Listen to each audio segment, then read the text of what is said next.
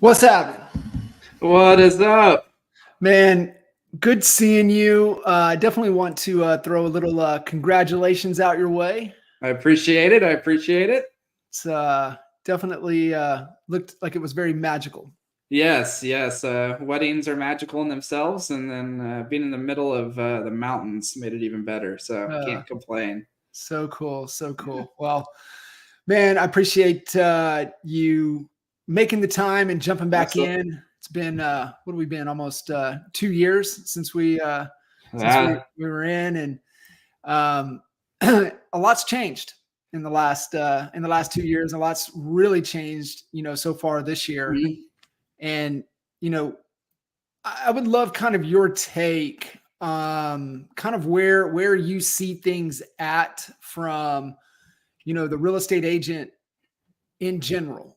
Yeah. Where you see, they're at and who's going to survive.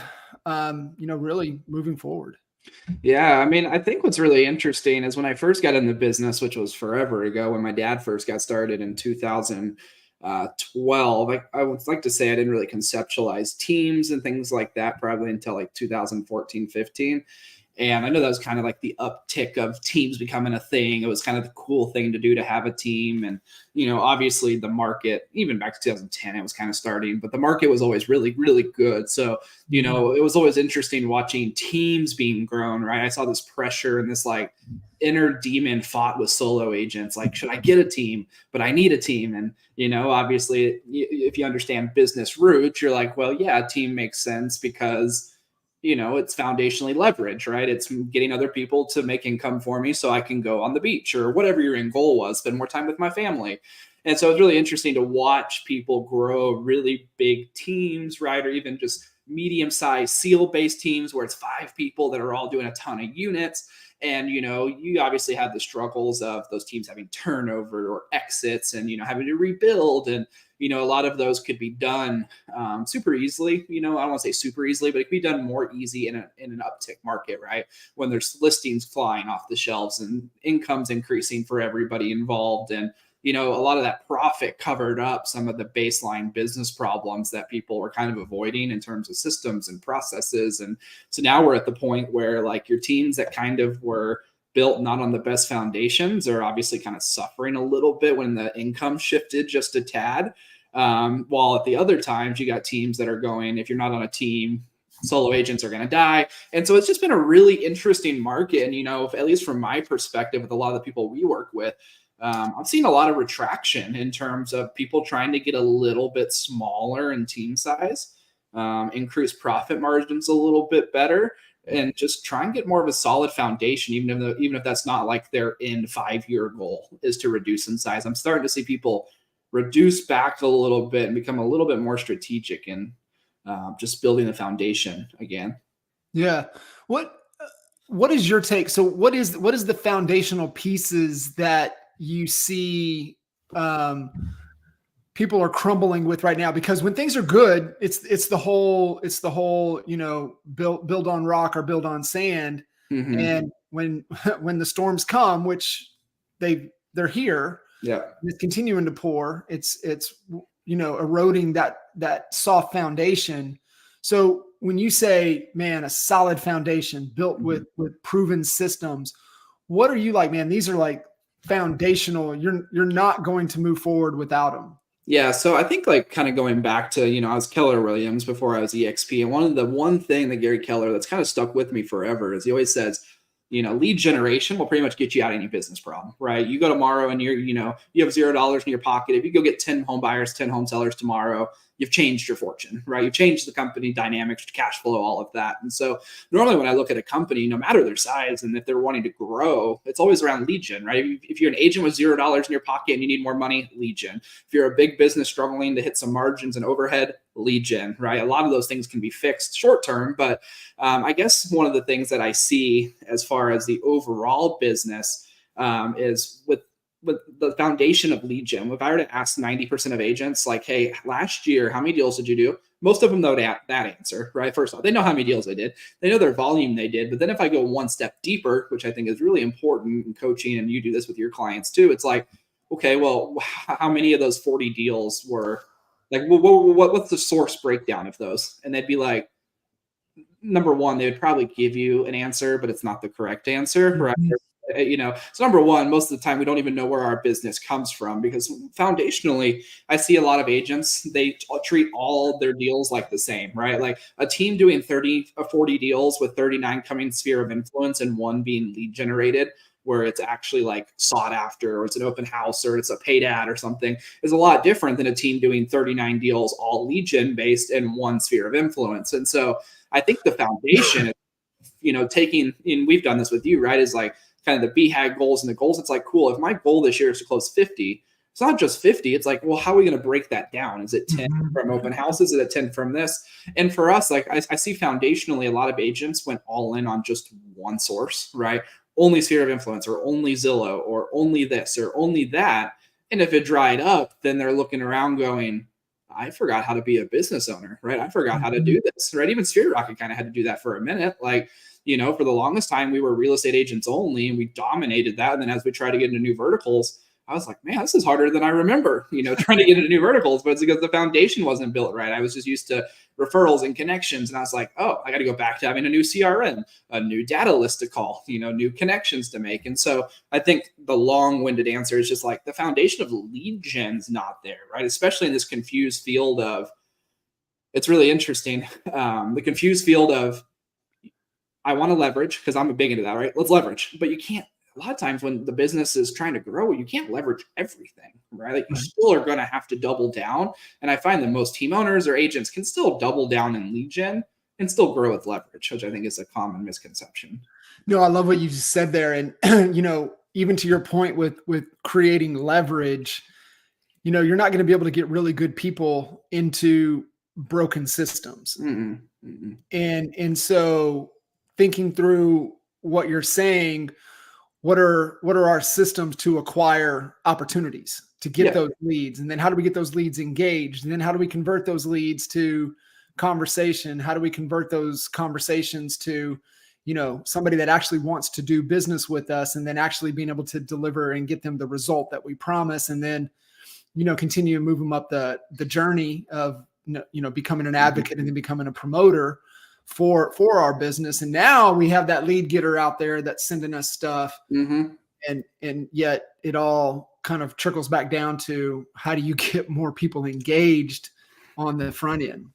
Well, and the problem with a lot of times too is like, if you're going to leverage out something like lead gen, like you got to remember, not everybody thinks the same level that you do as a business owner. I just saw a post the other day from Alex Hormozy, and he said something along the lines of like, 6 figures is one of the hardest things to make, because it's such a limited amount of money. People do limited actions on it. And so what I mean by that is, someone's like if someone said, I want to make 6 figures, and I told them, hey, run 1 open house a month and you can probably get there. Could they get there? Maybe. But what if they don't show up? People don't show up to 6 of them. Where he goes, hey, if I told someone run 8 open houses every weekend for the entire year, I mean, it's impossible not to make 6 figures, right? And so I think it's been really interesting too. It's like, on that lead getter side point, is like, we can leverage lead getting, but what in our business can we also control to be able to make sure that if that thing doesn't happen in that one department, if we're doing open houses or we're launching something, so like, in full transparency, I see this with a lot of agents, and I do it myself too, is like, I still have things that I lead gen where if our company doesn't grow through the lead getters, I'm still going to guarantee 15 to 20 deals in our pipeline, right? And I think a lot of the CEOs of real estate companies and teams and big agents that are solo agents that have a lot of leverage, it's like, wait, did you forget that you're really good at for sale by owners? That, maybe 2 extra deals a month, which would take you 10 hours of calling, would change your guys' bottom line, would allow you to make that next hire. I think a lot of people have gotten away from remembering, what got them there. Yeah, that's such a great point. They get away from it, and it's that, unique ability, what you're really good at. And goes back to leverage, is leveraging and complementing, the things that you're not really good at. As you start to see some of these teams kind of cut to get down to, okay, we need a foundation. Are you thinking kind of the agents moving in are going to be more leveraged with either help through you or showing agents or just some boots on the ground, not necessarily a team with 50-50 or higher split agents? Are you seeing like kind of where do you think that opportunity with what you bring to the table, what AI brings to the table, like what are you kind of seeing the direction, the play? And maybe it's two parts, right? Yeah. Maybe it's the lifestyle business. Or maybe it is really building a real business, but kind of if you wave your magic wand, kind of where do you see in the direction? I mean, it's really interesting. I'll give a shout out to one of my coaching clients, Dave Jasinski out of Arizona. And he's had my VAs for a few years now. And over the last few years, he's kind of, and this isn't something I taught him, he did this on his own, but he's kind of moved into a model where he had the mega team doing 150 deals a year, and what he figured out was, let's say I make $2 million, I may only net 200,000 of it. Like that's the reality of once you start getting into those numbers, good. The award on stage says you make 2.5 million, but what's the actual net? And Keller Williams did this for a bit. It's like, I want to see your net on stage. I could care less what your top line is. And so kind of to your lifestyle comment, what Dave's kind of done is he went, okay, well, instead of making 2 mil a year gross, well, what if I could go make, and these are just assumptive numbers, kind of not using exact numbers, but if I could make 2 mil a year and net 200,000, well, can I make 600,000 and net 500,000? And so to your point, kind of what he's done is he's like, hey, I'm not going to do any in-person listing appointments. I'm not going to show any properties. He taught me, and I mean, this was 3 months ago. He's like, hey, I use something called Showami, and you just pay them and they show the property for you. And I'm like, man, I'm a little disconnected. I was like, man, I sold a home in a bit. I was like, you can pay a company to show the home for you? And he's like, yeah, they're expanding nationwide. So it's like, so he's taking a step back and go, okay, well, I got a showing agent, so, on call. I can call them and within 30 minutes they'll go show a property for me. I don't do listing appointments. He set it's something we all know you can do, right? We all know we can do listing appointments via the computer, but he set a line in the sand, goes, that's just what I'm going to do. Like the standard of our team, I'm going to do listing appointments that way, buyers appointments that way, so now he's not driving. And so he's gaining all this little time back. And so I think when we see newer agents in the market, I mean, he's bringing agents onto his team that are like, and some people will be like, oh, this isn't good, but he's bringing agents onto his team that don't show homes. They don't drive around. And so now they can use more time to lead gen and net more money, and it's really interesting is I think what will be really cool, and I hope it goes this way, is maybe less agents come into the business, but the agents that are in the business can maybe start to build a real business, right? Like I truly believe it's more of a real business if you don't go show the home, if you don't have to go to a listing appointment in person. It's kind of like, it's kind of like lawyers. Like I've always been like, well, the lawyer really doesn't come to me. The lawyer doesn't do my paperwork, right? The lawyer doesn't do, my 90% of the documents. The lawyer is to make sure the right people are in place, and ultimately it's who, hands it all falls on. And so I think it's really interesting that real estate is one of the only industries when you come in day one, you're like, everything is yours, so I think that we're definitely moving to a place that even if you don't go on a team, I know everybody's like teams are the future. That's all that's going to happen. If you're not on a team, you're going to get swallowed up. I think that's partially going to be a thing, but I also think a lot of agents can be small solo agents or medium-sized teams with just a few people and run highly efficient, highly profitable models if they start to, utilize the technology and utilize things like Showami and things like that. So I think that's a big thing. Back to your, and I love that. And wrote that down. Showami, like I got to look at that. Yeah.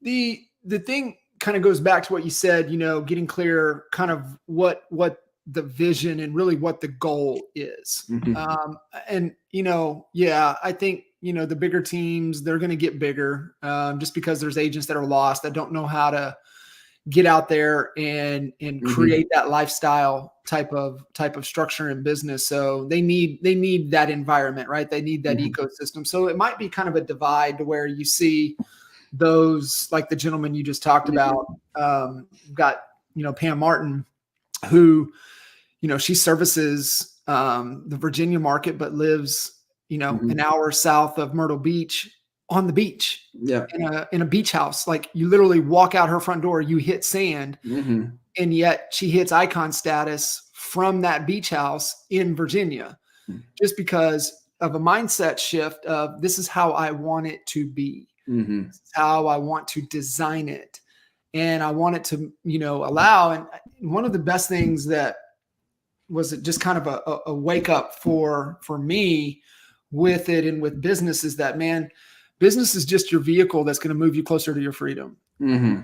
Yeah. And so to your point with the business model is like, what's the goal? What are we trying to do? And then what are all the ways to get there? Yeah. Well, and I think it's a little bit of a shift in mindset too, that a lot of agents, when I first got into business, I'd go into the Keller Williams office and everybody's goal in the office was just to sell as many homes as forever as possible and just keep selling homes over and over again. There wasn't a lot of thought of residual income or, like the thing that maybe my naive brain at 16 years old, at the time, I just thought I was crazy, but now I realized it was just my naive brain that I could see things others did. And I was like, why aren't you guys buying the homes? Why are you not buying it? Like every agent I talked to, I'm like, how many investment properties do you have? There'd maybe be like 2 out of the office of 100 that had any investment properties. And I'm like, I do not understand. And so now I think we're starting to see more agents that are like, hey, if I can do 20 home sales a year and be more highly profitable, and I go and take that money and go buy 2 investment properties a year instead of putting it into staff. Well, now we're looking back. And this is something Dave and I talked about this morning. I was like, now I only have to sprint for 5 years and go really, really hard and make sacrifices with family and time. And I look back and I got 12 cash flowing rental properties. And now I can actually retire. I could actually, build multi-millions of dollars in wealth if I wanted to, versus, like me and Dave were talking about this morning. It's like, I'm 27 now and I'm 11 years in the business, and year 6, 7, 8, I got burnt out. I mean, you're gonna, even if you have the right leverage, even if you love what you do, you're still going to get burnt out at some point, and for me, I had built other levers in my business of residual income and things like that, where I could, honestly, there was a year, and this is actually about when Joel probably came on board. We kind of coasted for a year. He came in, took care of a lot of things as my COO.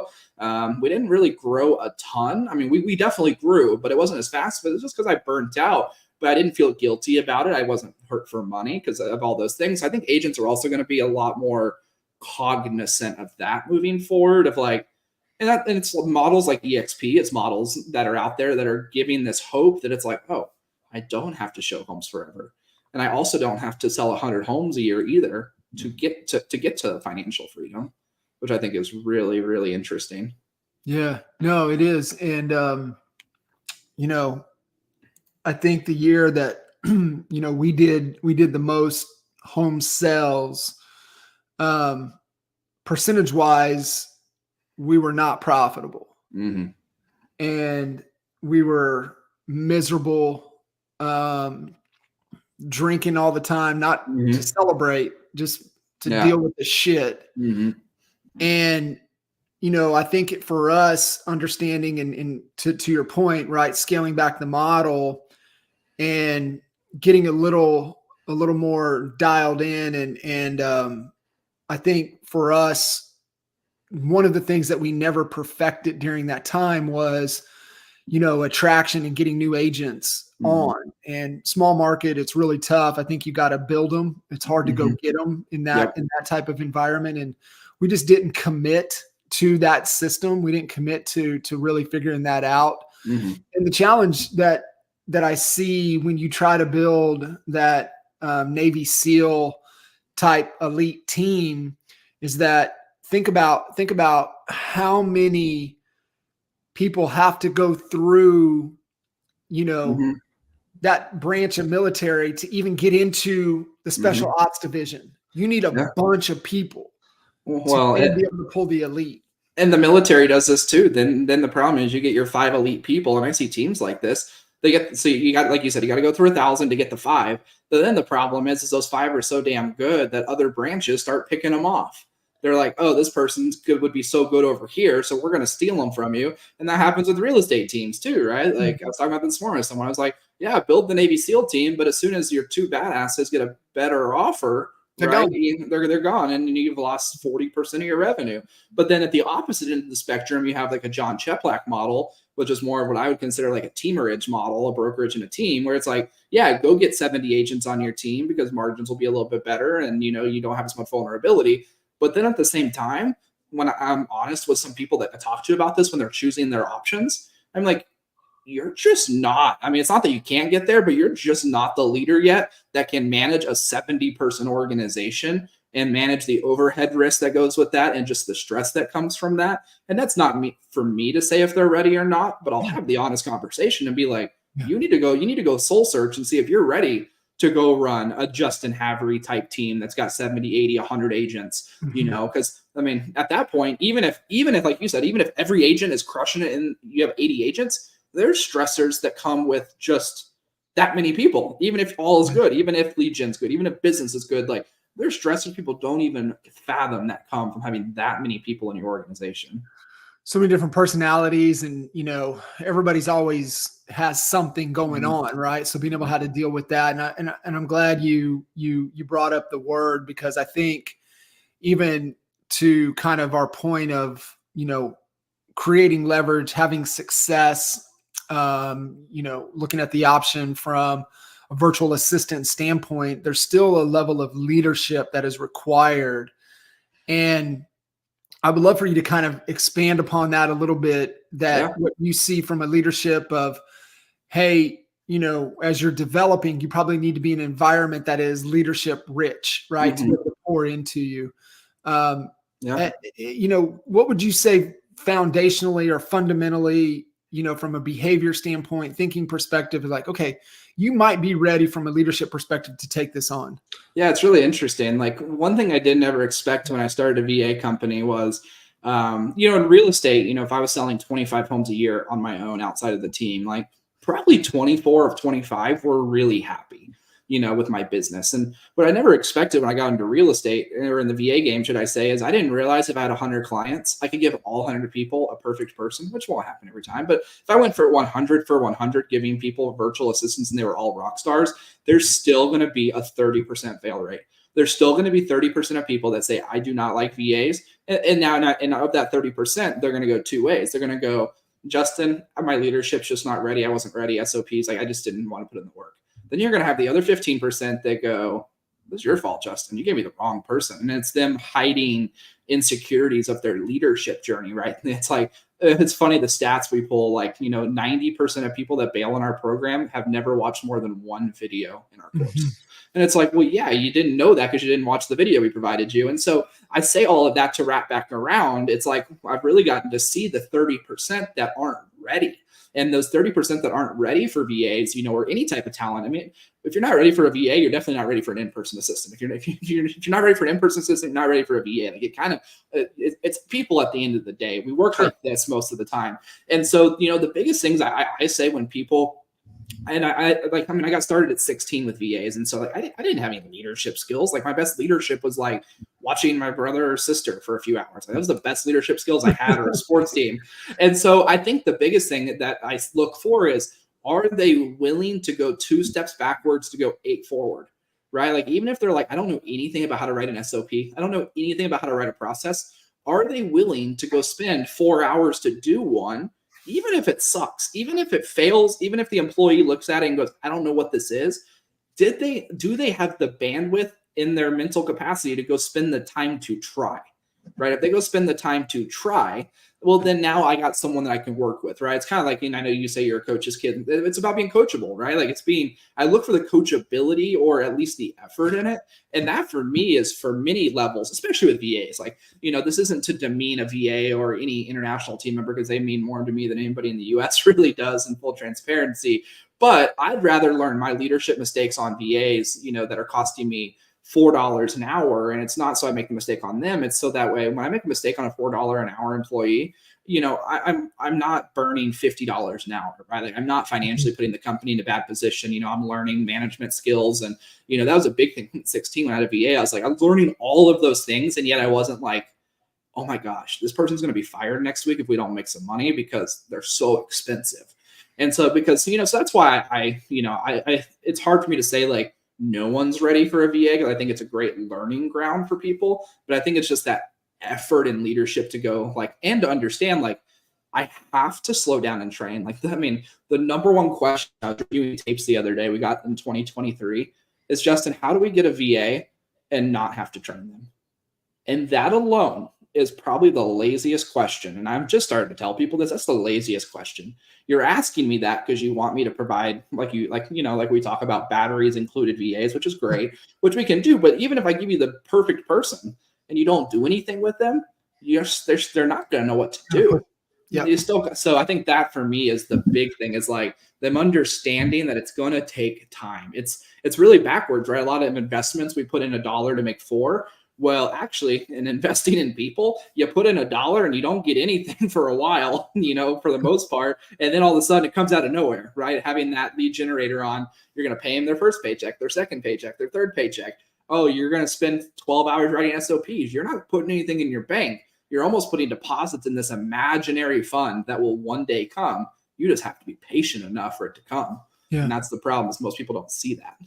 No, I mean, it's that cash conversion cycle, right? And they can see it easily with other investments or even with marketing spend and things like that. But it's the same thing, like you just said, man. It's people are investments. They're not an expense. And I think your leadership is not where it needs to be if you view them as an expense and instead of an investment. And then it's on you to pour back into them to get the most out of that investment.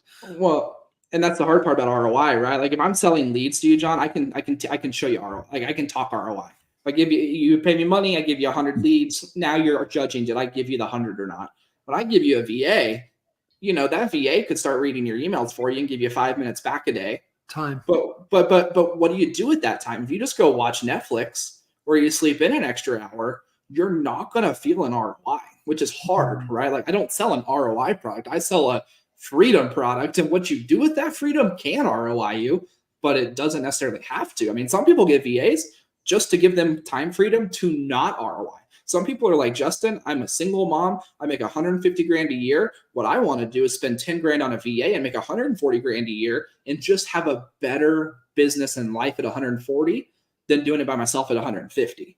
Like they don't need an ROI to go make more lead gen or to do more deals. Like they're looking at life ROI, right? Kit time ROI, which is really interesting when I'm placing VAs because everybody's so different. Some people, they get 20 hours a week back and they spend 22 of it doing more lead gen. They're reinvesting their time. Others, like I said, don't need to, or they just don't want to. Right. Which is okay too. Yeah. I mean, it's helping them in the other, equities of life as well. Right. But that's still an investment to get that time to be able to invest it in those other areas.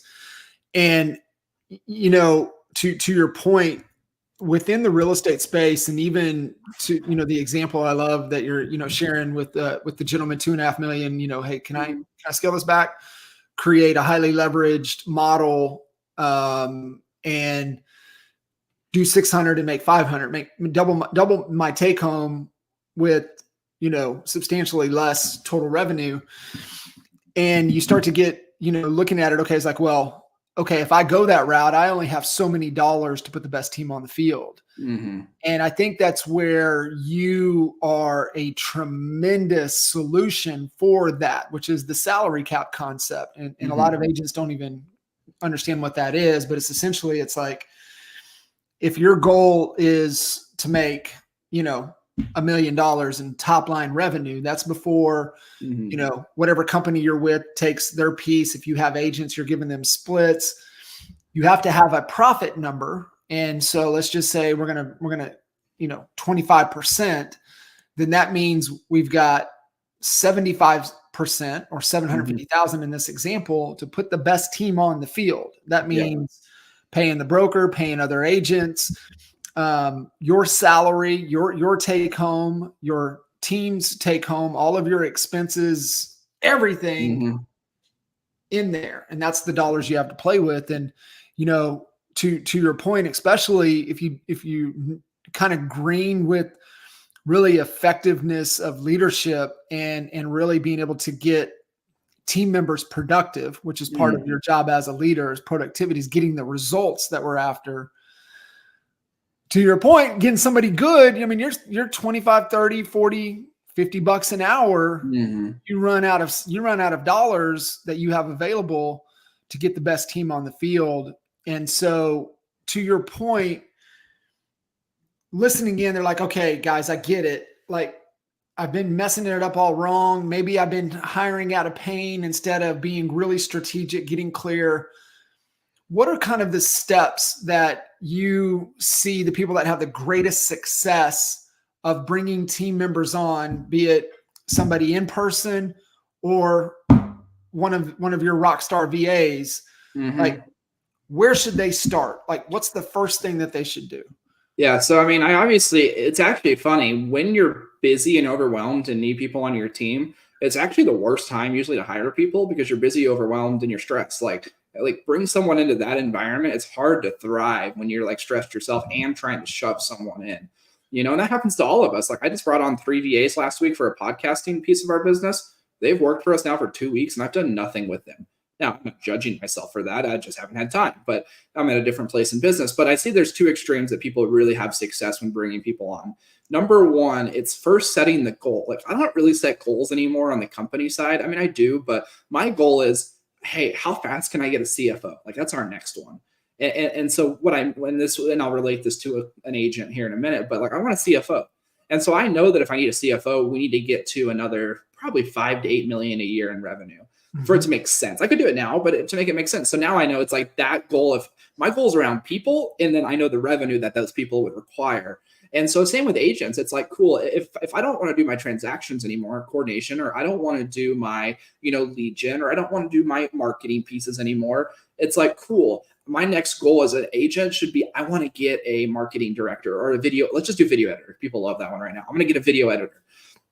It's like, cool. What's a video editor going to cost? Well, it's going to cost $640 a month, right? Times 12. That's 7,200. What I would tell most agents in that part is like, hey, before you start, just go be a badass for a week and go sell 2 extra homes. Like really put an effort, put that 15 grand in a bank account. And now when you hire that person, you're not going to feel the stress as much. You're going to feel that you have a whole year. I'm like, give them a year.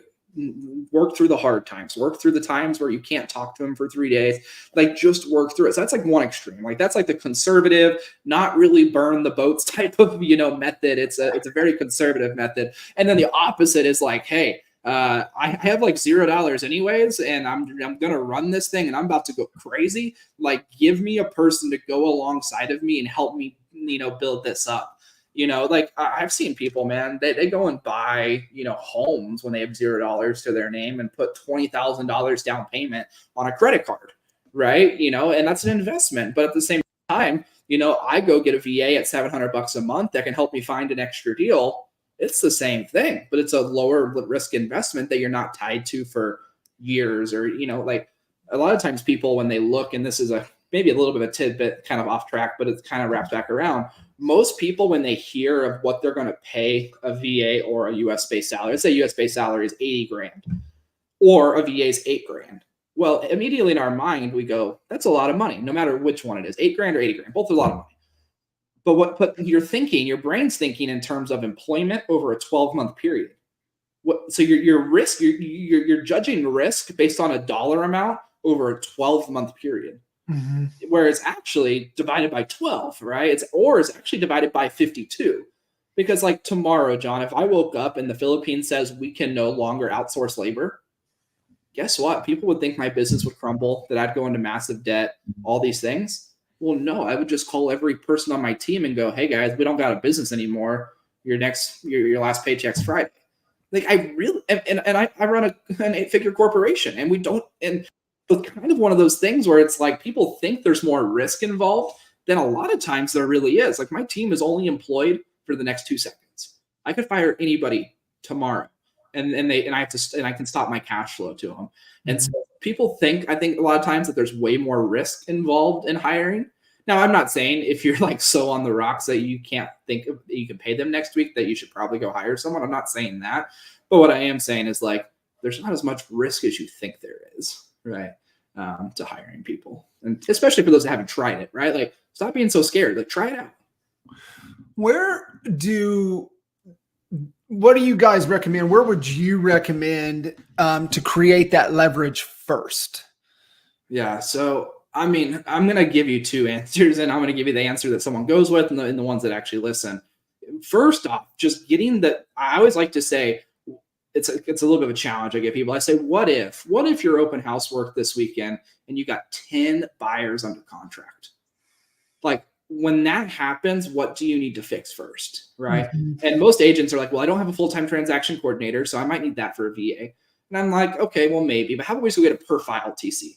Because they're just going to take care of, in the short term, they're going to crush it for you. You're not going to teach them anything. Okay, so now you got 10 contracts under contract. Well, like, what else do you need help with to manage that? They're like, well, I got some customer success type stuff where I'm going to send them some gifts and I'm going to keep track of them in my CRM and I'll do this thing. I was like, cool. That's a great first place to start leverage, is to start building out things that would happen if you lead generated extra. The problem I have, John, is I'd love to tell everybody, get a VA that cold calls for you and get you more deals. But even if the VA was successful and got to 2 or 3, they're going to overwhelm most people, systems, right? Even some of the best teams in the world, if you added 3 more deals to their pipeline per month, that's going to overwhelm their systems. And they're just going to, it might not feel overwhelming, but they're going to naturally pull their brakes off. They're going to naturally start to hit the brakes and they're going to slow down. And so number 1 is people in your organization. So solo agents, it's just got to be an executive admin that can help with all the random things that come to your mind or systems need to be put into place.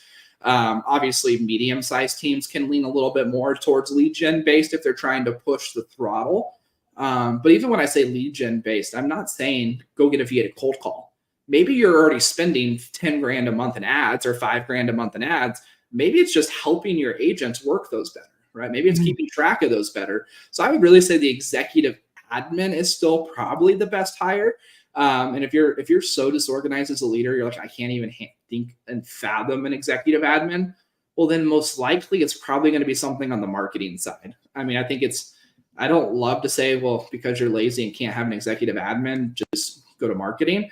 But, marketing also is the lifeblood of a business too. So like if they're being stubborn and they won't do that, I'm going to go, well, let's go to marketing then, right? Like, do you have 5,000 friends on your Facebook friends list, that are your ideal market? Are you making posts? Are you making, if I look you up, do you look legit? So I think, those are kind of the starting grounds of where we want people to start. I would agree. Especially if you have that skill set of sales skill set, because that's your highest return on dollar, and the example you gave is so spot on. 2.5 million in revenue, but only taking 200. Like, there is nothing that pays more in this game of real estate, residential real estate, than selling houses. Like running a team, like, until you get to a certain level and you have key people and you have rock solid systems and you've got proven marketing and branding, which takes time, then that's where then you can start getting some great money, right? You can have a great business. But up until that point, man, selling houses is probably one of the fastest ways to be able to generate. And so I agree with your point that, if you're tight, go do 2 more deals, right? Yep. That'll help with the cash flow situation, allow you to breathe a little bit. And then look, okay, where can I create this leverage? I do have a skill set of going after for sale by owners. I do have that cold outbound. Like, I'm not afraid to do that. Then great. Well, let's lean in on that. Let's create some leverage around you from there. Now, the next component, and this has been, even from my experience, just understanding, the cultural differences and communication and communication styles.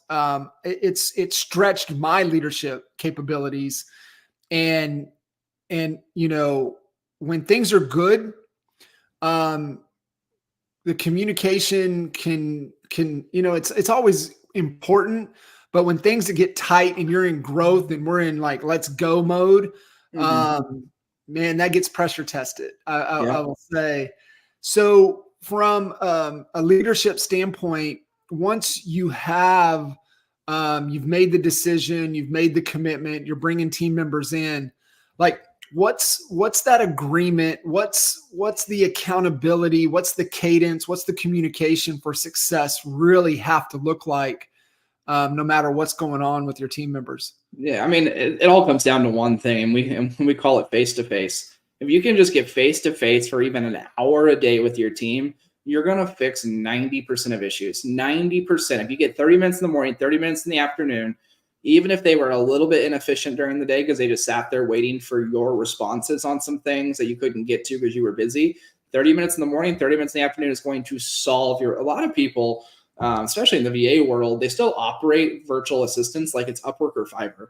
Like you're sending them a project, then you want to get updates, and then they send you the project, and it's not right off the bat because just like Upwork and Fiverr, there's revisions needed, right? You pay for revisions. And so now you're stuck in this like old school email tag game, and it takes 4 days to get something done where, like you can't see it right now, but like, it's funny. I was about to make a post on this yesterday. I invested, I make really good money. And I was just like, I invested, I have an old like Mac back here. You can't see, but like my Mac is like a year old, but I bought this $1,500 just massive wrap screen. It's like high tech gamer screen.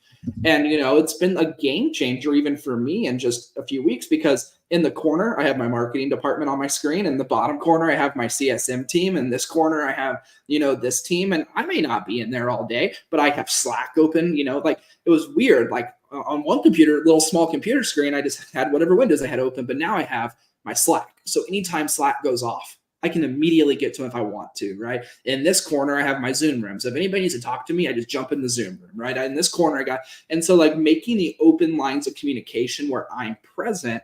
And here's the thing about real estate. And you know this, the hardest part about real estate is when you're selling homes from the road and you're on showings all the time and you're in listing appointments and you're driving 45 minutes here. It's really hard to manage people that way. And I think that's why, like Dave, who I mentioned earlier, like he's starting to teach agents, well, hey, if you can take the listing, obviously there's one-offs, like an older couple or someone just like, I'm not going to give up a $4 million listing because this person wants to shake my hand in person. Like, there's some boundaries to this. And he's like, well, if I can save 45-minute drive to the house and 45 minutes back, that's an hour and a half where I can actually probably progress on their listing faster, coordinate with my team way better.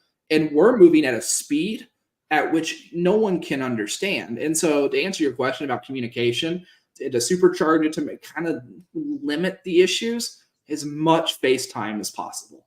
As much FaceTime.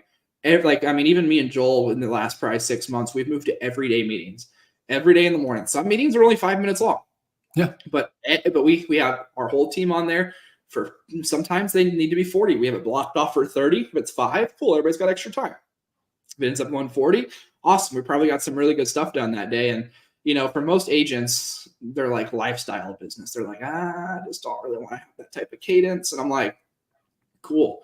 You're trying to make NFL money. You're trying to make MLB money without doing the things that people in those organizations do. You're trying to have imagine your QB of whatever team you love goes, well, I don't want to wake up on time. I don't want to, I don't want to communicate with my coach. I don't want to show up to my, film sessions. I don't want to, do my weekly meetings. I wish they would publish an NFL schedule for between games. Like people would be astonished at how many meetings they are face to face. Like they don't let you zoom in from home.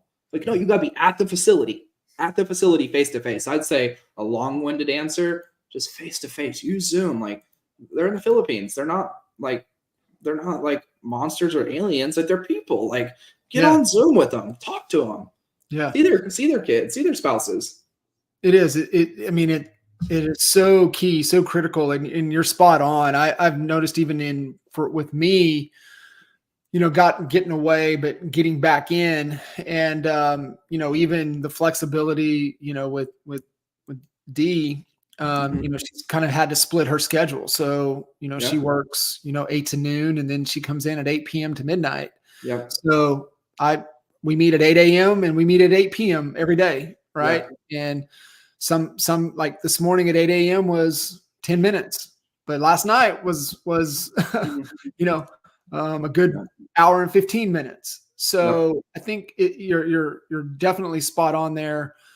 You have to communicate. You have to get the face-to-face. You've got to be able to see the interactions. You got to see their body language.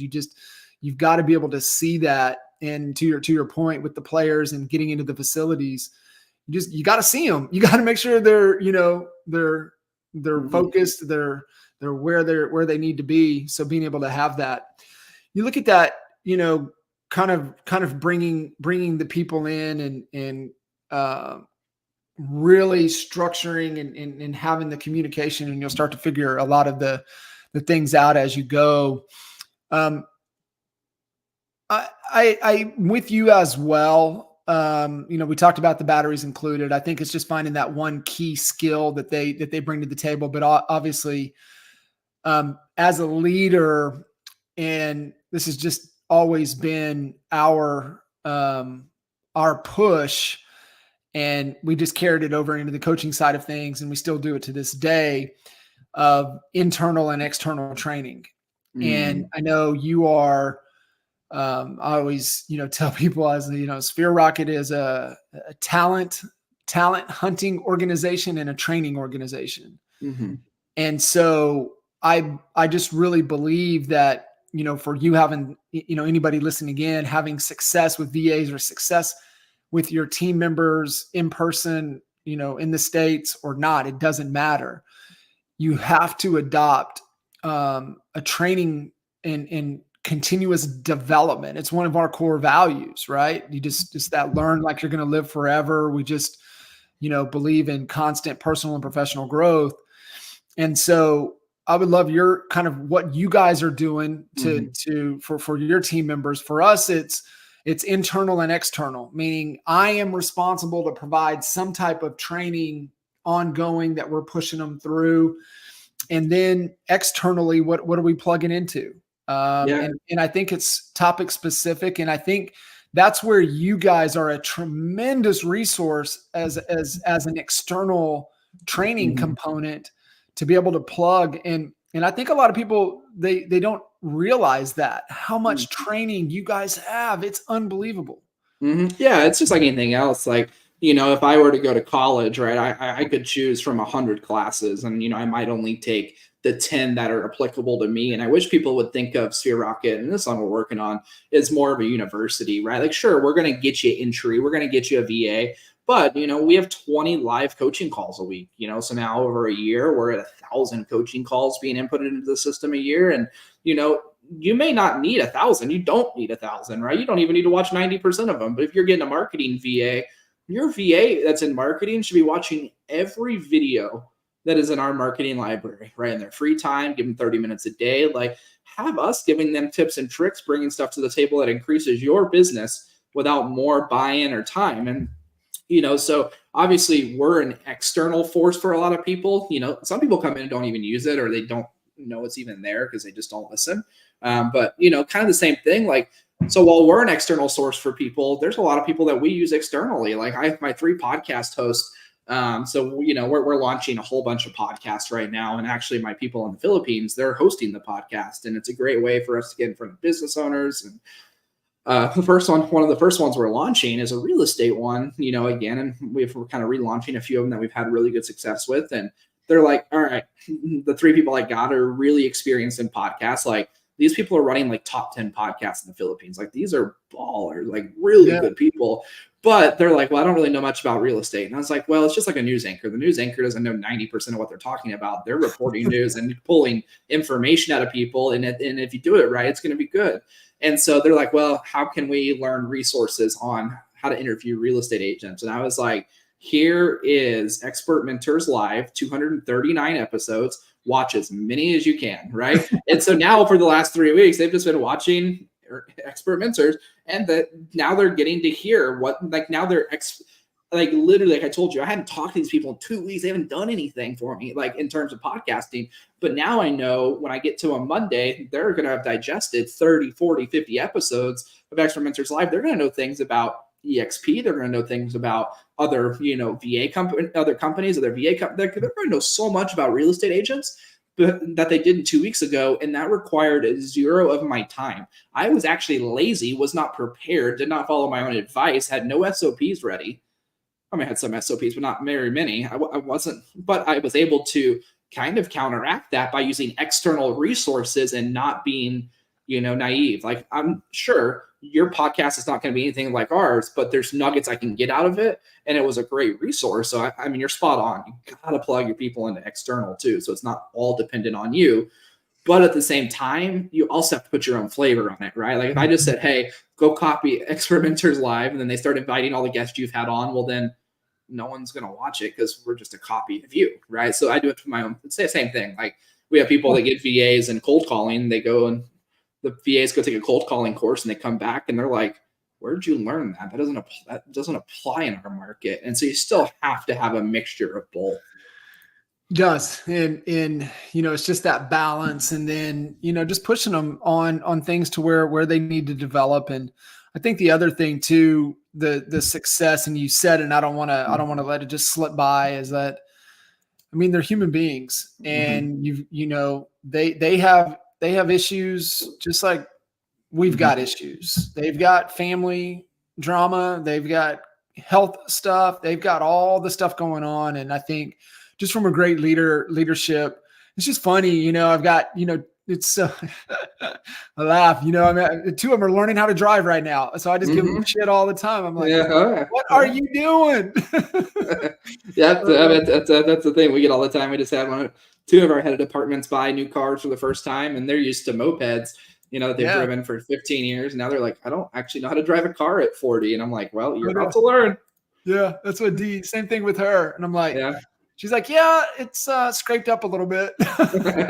Yeah.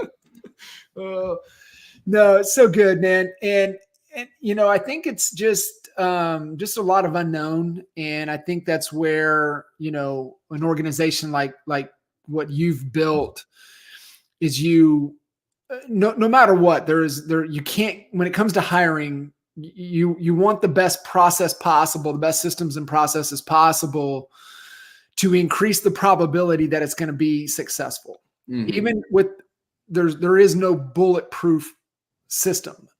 However, a great system dramatically increases the probability of success, of getting the outcome that you're looking for. And nobody does it better than you guys. And so what I, everybody listening in, is that you will reach constraints if you're trying to grow or create leverage. And one of the constraints is you just don't have the dollars to be able to invest. And, I was so skeptical for a long, long time because we had gone through one of the other VA outlets, and, we had some churn and finally found a good one, and then we understood, how their model worked, where we were investing X number of dollars. However, they were keeping half. And then, so they were getting the team member at half, and that really, limited the talent. And then obviously with the whole world getting shut down and having to go virtual, it just opened up a global talent pool, which played right into your favor to, I think, just really exploded the opportunity for you to get talent. And, for anybody listening in, it's like, man, it's a VA or whatever. I'm like, they're human beings, and they are talented human beings. And yeah, there's some cultural, things, that nuances that are different that you just got to learn. And I think once you learn that, you learn your communication and commit to face-to-face with them, you'll figure it out. You really will. All day long. And it's one of those things too. A lot of people have never had, a lot of people, there's two extremes. And it's like one of those things where the two extremes are, I've never had someone before, and so they're scared to make that first jump. And then there's the other extreme of, well, I've had someone before and it didn't work.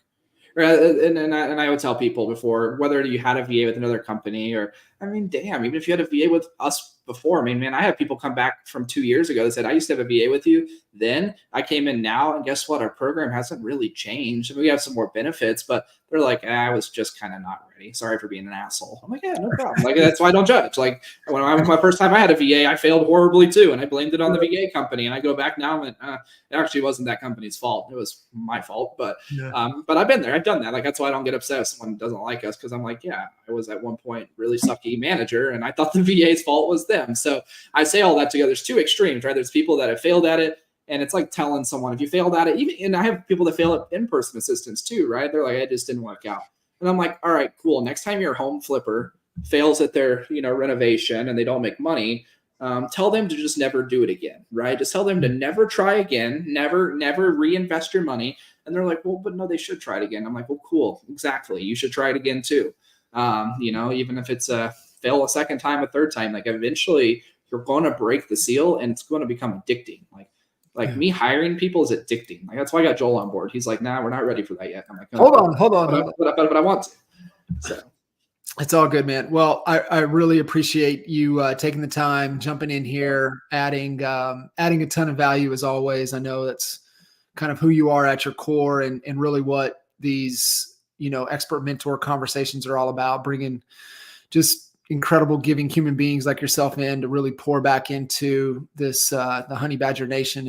And appreciate you doing just that. Sure. And, you know, for all of you guys listening in, if, man, if you have not connected with Sphere Rocket, have not connected with Justin, reach out to Justin, reach out to Joel, reach out to myself. We'll get you guys plugged in. And, you know, if you have some questions, you can bounce them off me. I'll tell you the good, the bad, the ugly that I've experienced, not with Justin's company, but just my experience in leadership and with people in general, but even specifically within the VA world. It's definitely a growth, definitely a growth curve. Yep, absolutely. So awesome, man. Well, I appreciate you having me on. You got it, brother. Appreciate you. Happy Thanksgiving, man. Yeah, you too. Thank you. Bye.